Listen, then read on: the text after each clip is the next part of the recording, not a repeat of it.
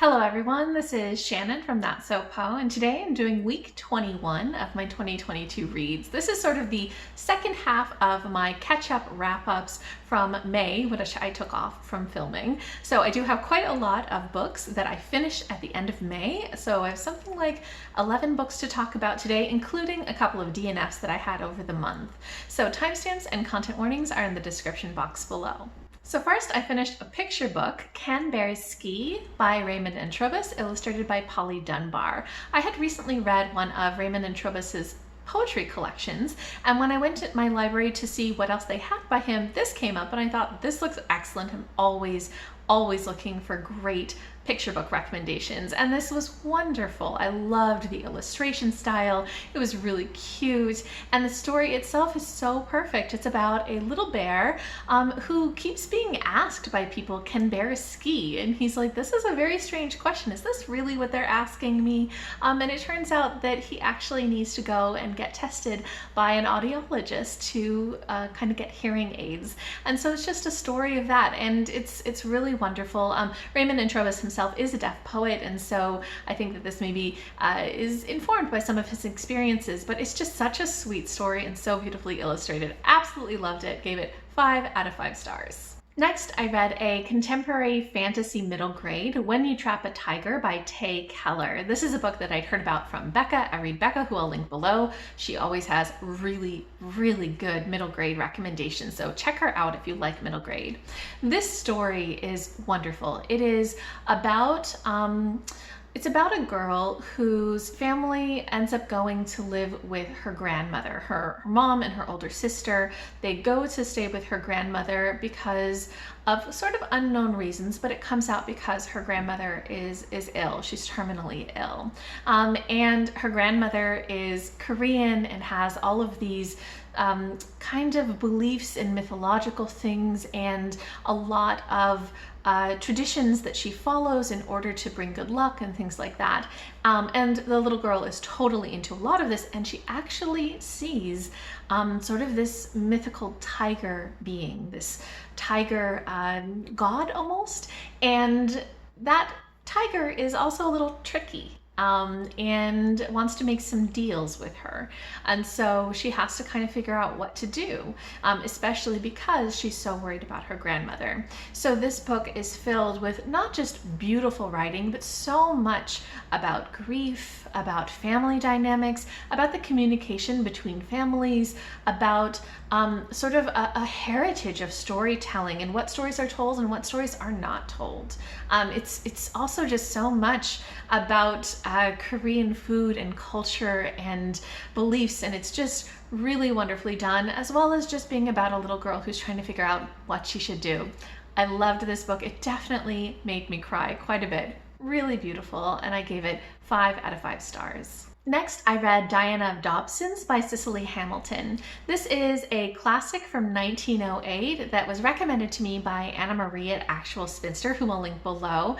She did a whole video of recommending books to people based on their requests, and I had requested her to recommend me some classics that dealt with workers' rights, and she suggested this one, and I loved it. This was such a good book. It was everything that I was looking for, plus so much more. I was blown away. I think this is just an amazing classic. So if you have any interest in classics or anything that deals with worker rights or anything like that, definitely check this out. I just got it for free. Google Books has a PDF copy of it, so I'll link that below. I think it's maybe out of print at this point, but such a good book. So this is basically the story of Diana, who is a shop girl. She is of very kind of poor social class. She lives in this dorm with all of these other girls. They work 14-hour days, and they have very strict oversight of them, constantly fining them if they do any little thing wrong. And Diana is not somebody who takes that at all. She's such a strong person who really rebels against these strictures of society and sees how wrong all of this is. And she's so angry about all of it, very justifiably so. But then one day she gets a surprise inheritance, and the inheritance is 300 pounds. So I looked that up. In today's money, it's something like 30 or 40,000 US dollars, which it's not that much. It's not that much, but it's enough for her to decide that she's gonna live it up for a month. She's like, I'm not going to invest this, because if I invest it or put it in the bank, it's only going to give me little bits of money here and there. It's not enough to live on. I'd still have the same existence. And she's so fed up with her existence. She says, I'm gonna actually live my life. I'm gonna take a month and I'm gonna do whatever I please. I'm gonna do all the things I dream about. I'm gonna do everything. And so she takes the money and she goes to Europe. She goes to Paris and then Switzerland. She buys herself beautiful clothes. She stays at amazing hotels, and she meets all of these very high class people who assume that she's high class because, you know, she has the money and the clothes and everything like that. And so it's about this experience for her and about her interactions with them. This book is so fascinating because not only was I in love with Diana herself as a character and so interested in the story and just what was going to happen, but also the discussions that this has about classism and about economics and about economic inequality and the systems of that are so interesting. You have so many different characters who are in different stations of life and have different viewpoints, and there's so much empathy that Hamilton has for each of these characters, even as she kind of tears apart some of those beliefs, if that makes sense, where she has a lot of criticism of capitalism and a lot of criticism of this classism and everything like that. But she also has empathy for the characters. And so you understand why they are the way that they are. And you can see that a lot of this is systemic rather than individual. And I thought that that was just absolutely fantastic. I feel like often, even, you know, modern novels, I don't necessarily see that kind of nuance in these discussions. And I thought it was beautiful, plus just such a gripping read. Absolutely loved this.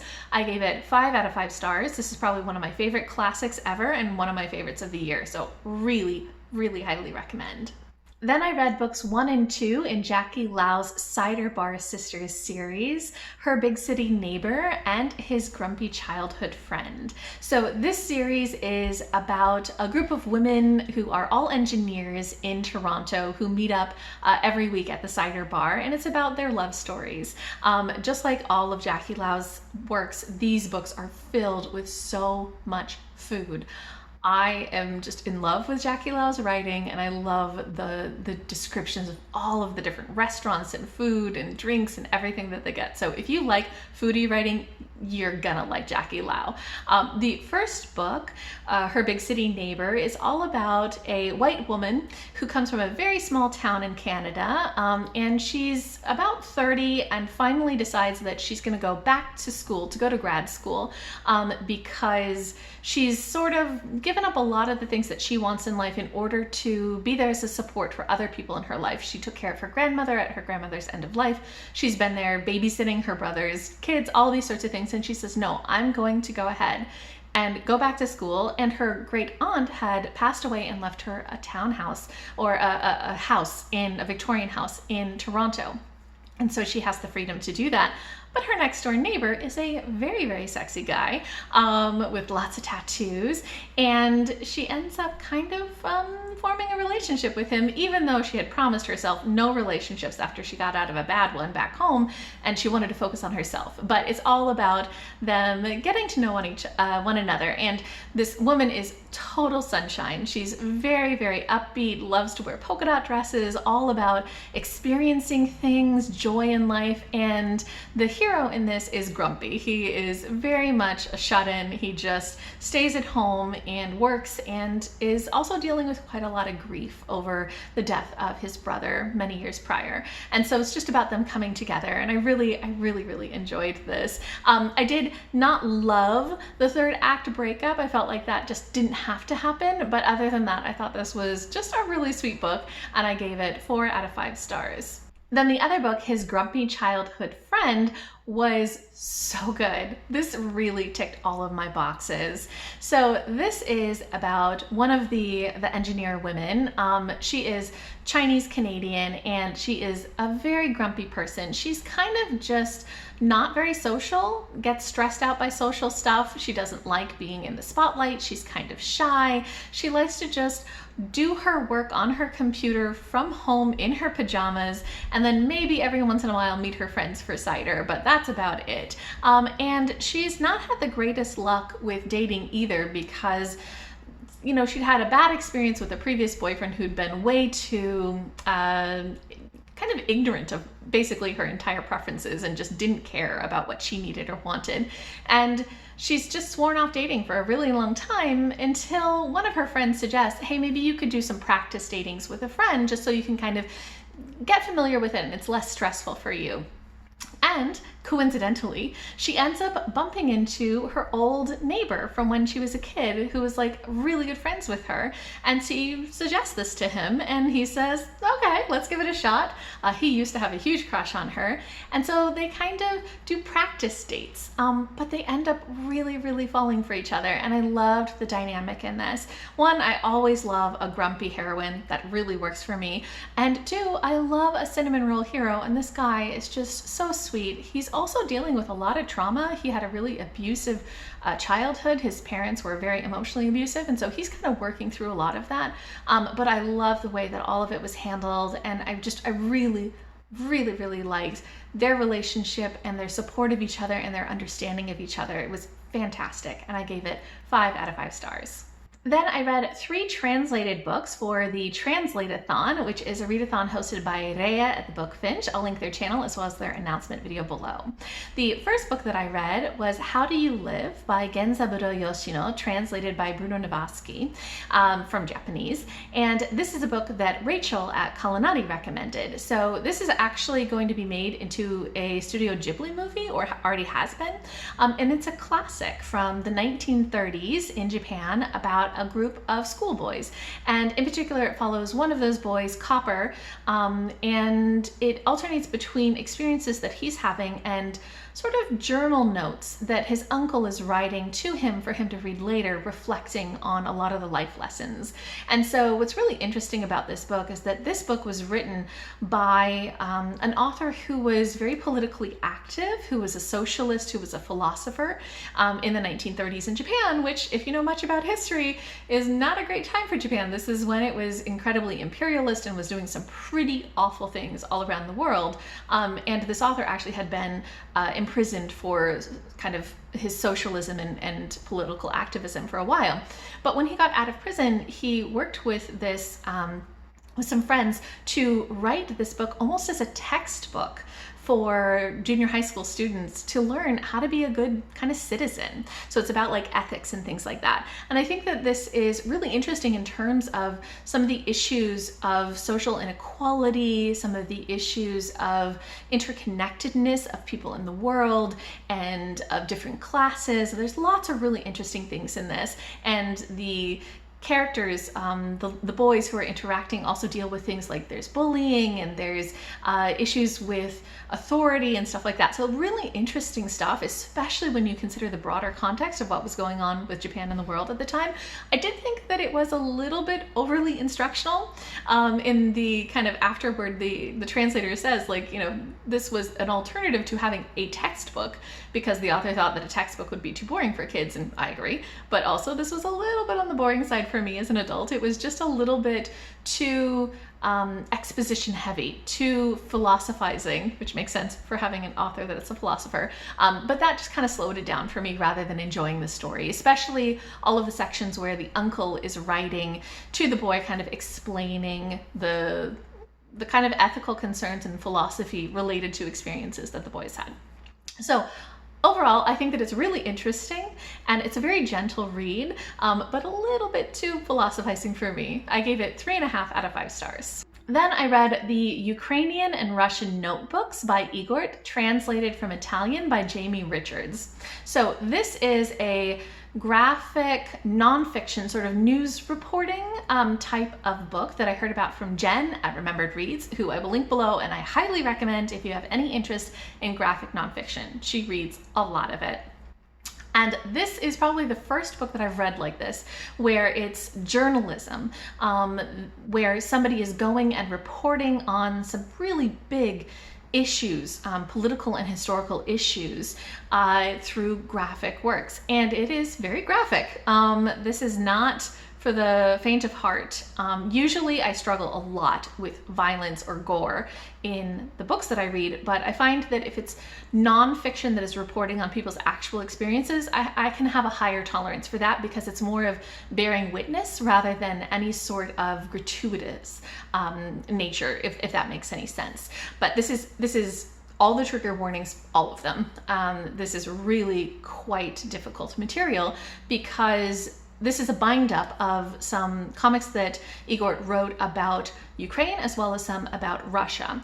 And in the Ukrainian section, he interviews a lot of people. So a lot of this is oral history about kind of growing up. A lot of them grew up, these older people grew up through the Soviet rule, and in particular through the Holodomor, which was a famine that was caused by Stalin as a way of enacting genocide against huge swaths of Ukrainian people. And I think something like 5 million people died in this. There was just massive, widespread famine that was intentionally caused to kill people, to kill dissenters, basically. And it was awful, and just the cannibalism was huge. People would eat children, and just the abuses by the kind of Soviet rule, and just the after effects of that and the way that it's still impacting people's lives. So all of that was discussed. And then in the second part, the Russian notebooks, that was really discussing a lot of what the Russian government, the Soviet government have been doing, especially related to Chechnya, especially related to the kind of war atrocities there, murdering, the assassination of Russian journalists who were reporting on that, the kind of atmosphere of fear and brutality that kind of is pervasive throughout the Russian military, the way that any soldiers who dissent are murdered. I mean, it's a lot, but it's also all really like just stuff that you kind of want to know at the same time. It's heartbreaking and it's so gruesome. Just the torture and the brutality of it all. It's intense. But I thought it was so well done. I thought it was so well done. And especially given everything that's going on right now with Russia and Ukraine, I think that if you're like me and a little bit poorly informed, this provides a lot of context. And I thought it was wonderful despite being so hard to read. I gave it 5 out of 5 stars. And then the last book that I read for Translatathon was something that I have been in the middle of for the past 4 years, Piano Oriental by Zeina Abirished. And this copy that I ended up finishing reading is translated from French into German by Annika Wisniewski. So I had actually read the first like 30% of this in French. I'd gotten the ebook version of this quite a few years ago, and I was really struggling because I have virtually no ability in French. And so my husband, Sush, bought me a physical copy of this, which he thought was in English, but it's actually in German because there is no English translation of this, which was very funny when we opened it up and saw what it was. But I do understand German a little bit better than French, not much better, but a little bit better.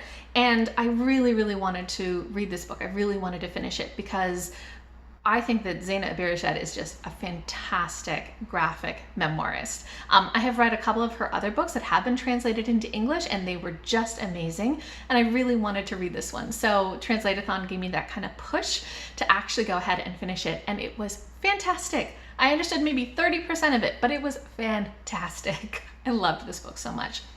So basically, this is a book where Abirished kind of intertwines some of her own experiences of growing up in Lebanon, but also being very much caught in between Arabic and French as she learned both of them, and then later on moving to France and being caught between sort of Lebanon and France and just this sort of duality of identity, and intertwines that with her story of her great-grandfather, who was a pianist who sort of invented a modification to the piano so that it could play quarter tones, which are used heavily in Lebanese music, but not found normally in pianos, so that the piano could play both Western music and Lebanese music and sort of being, in a sense, a bilingual piano. And so it sort of intertwines those stories and just talks about this idea of identity, of being between two worlds, of language, of expression, and it's all illustrated in the most amazing manner. I absolutely love Abirshad's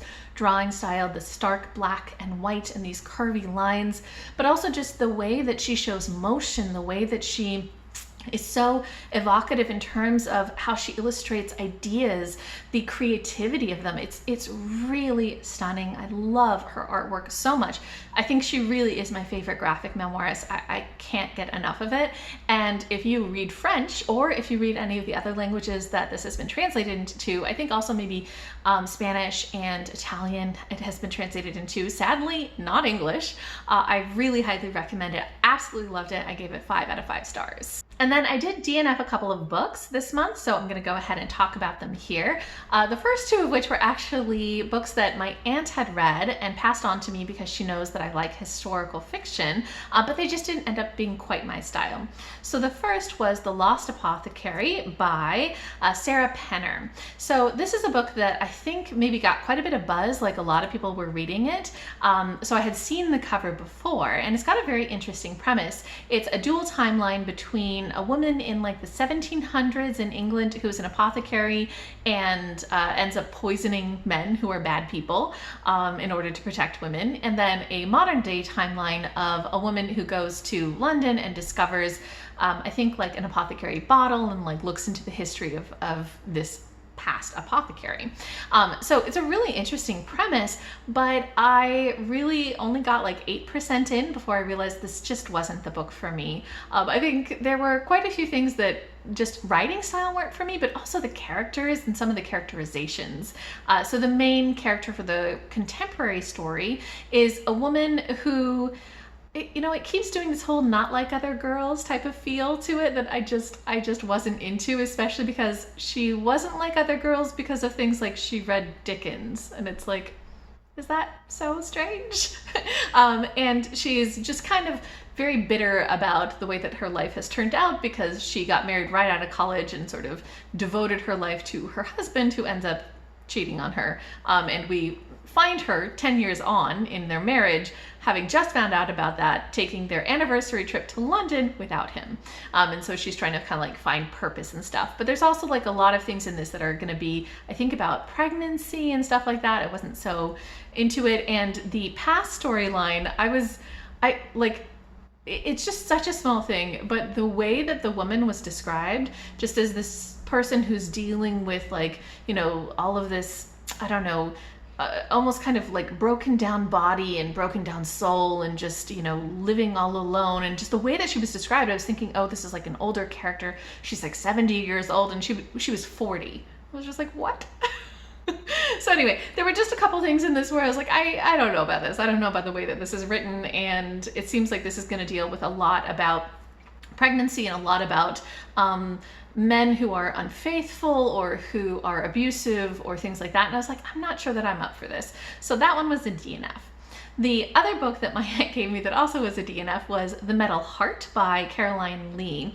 So this is a World War II novel about a woman who lives on kind of a remote island in the north of England, I think, where some Italian prisoners of war were sent in order to build up some kind of sea barricades. But she ends up falling in love with one of them.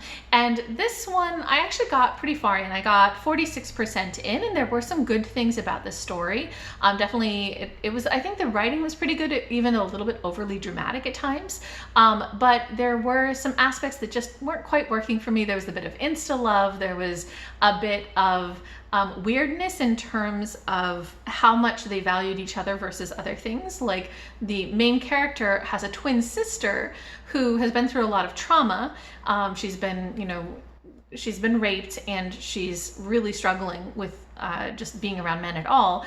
And the heroine of the story is just totally not putting up with her as soon as she meets the love interest, and she kind of values the love interest over her sister and is very mean to her sister. And it was just like, whoa, what happened? That was a bit much. And there was just a little bit of drama in terms of that love story. It was just a little bit too dramatic for me. But I can totally see why this could work. It is a little bit of a love story. It's historical fiction, all that sort of stuff, but just didn't end up quite working out for me. And then the other book that I ended up DNFing that was a total surprise to me was The Queer Principles of Kit Webb by Cat Sebastian. So I have read a couple of books by Cat Sebastian in her Page and Sommers series, which I adore. I have a review for that series, so I'll link below. Really highly recommend it. So I was kind of expecting to love this, and I ended up not getting along with it so well. So this is a male-male romance set in the late 1700s in England, and it's basically a retired highwayman who is just running a coffee shop but kind of not very happy with his life, and a young kind of lordling comes and tries to get him to basically rob his dad. And so they've got a lot of banter and things like that, and there were a lot of things about the story that I think were good, but I was not expecting the humor. So this is a very kind of cute and quirky and funny type of book, but humor is one of those things that's super hit and miss for me. And in the other books that I'd read by Cat Sebastian, they weren't funny ones. They were gentle and sweet and stuff like that, but there wasn't humor. And I found that the humor in this just wasn't my style. I just wasn't into it. And I think that when you have a book that's meant to be cute and funny, you kind of have to be on board with that, and it just wasn't clicking with me. So there was really, truly nothing wrong with this book. It was just that every time I pick it up, I'd read a couple pages, then not be so interested in continuing. There'd be some banter that just wasn't clicking with me, that sort of thing, and I'd put it down. And I kept picking it up, putting it down. I got through 29%, but that took me quite a while to get through, and I just had no interest in continuing. And finally I said, you know what? Even though I have really loved some other works by Cat Sebastian, I think maybe the funny ones are just not going to be for me, and that's okay. I'm sure that this is going to work so well for a bunch of other people. I know Rachel at Kalanadi loved this book, so definitely give it a try. I really think that it should work for basically everybody else, but not my humor style, so I DNF'd it. Okay, so that's everything that I read and DNF'd in week 21 of 2022, and I am very glad that I am now caught up on all of the books that I read while I wasn't filming. The next video you see will also be a wrap-up for next week, but after that I should get into a more regular rhythm where I get a little bit more space in my filming schedule and can film some other stuff that I also want to talk to you guys about. If you have read any of the books that I talked about today, or if you're interested in them, or if you want to tell me what you've been reading or any other things that you want to recommend to me, anything at all, just leave me a comment down below.